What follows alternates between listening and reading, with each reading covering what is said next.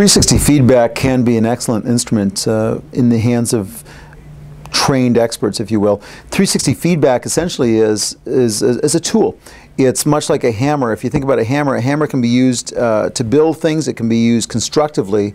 And I also think about when one of my sons was 2 years of age, if I was working on the house and he got a hold of a hammer, not only could it be destructive, but it could be in fact dangerous. And we have many managers that come to us and tell us that our Excel View 360 process that we have, where they are able to go through the 360 feedback and process it over the phone with a trained coach, has been very constructive, very helpful. It's helped them focus on certain areas that they want to develop in, and that's great. However, we've also had some managers that come to us and say that they've been a part of a 360 process at their previous employer or with another organization, for example, where it was indeed completely destructive. It was not helpful at all. In fact, it served to undermine their productivity. In one case that I'm aware of, it actually served to help the individual choose to leave the organization after receiving feedback. Now, when you ask them what some of the differences were, it's clear to me that there are certain things to avoid if you are implementing 360 feedback. I want to share with you 3 very clear things that you want to avoid if you are implementing 360 feedback, whether it be for 2 people or 2,000 managers. These 3 things you want to keep in mind and stay away from.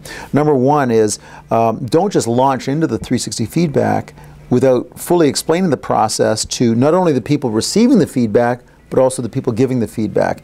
You want to explain the fact that it is purely developmental, and we recommend, by the way, that you keep it developmental if you're just starting for the first time.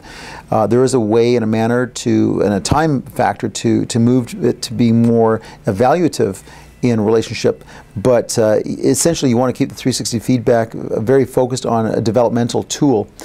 Secondly, don't do the 360 feedback in isolation.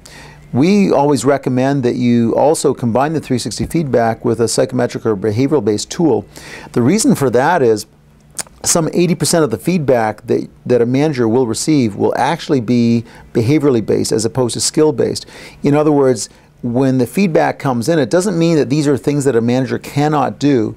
It really shows you observations that the team make based on their perspective. So if you have a manager, for example, who is very, very extroverted, fast-paced, big picture oriented, for example, and if that manager is managing a team that is much more introverted, much more analytical and detail-oriented, you're going to hear very, very distinct and different feedback than if that manager was managing a team of people that was similar to her or his behavioral style. You're going to hear things like, my manager is unrealistic with deadlines and goals, my manager talks too much and doesn't listen as much. Those sorts of things will come out in the feedback.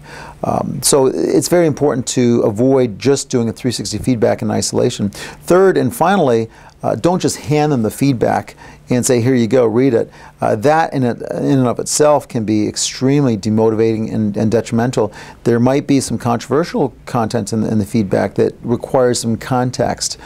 They need to review it with their manager or perhaps even a trained external coach.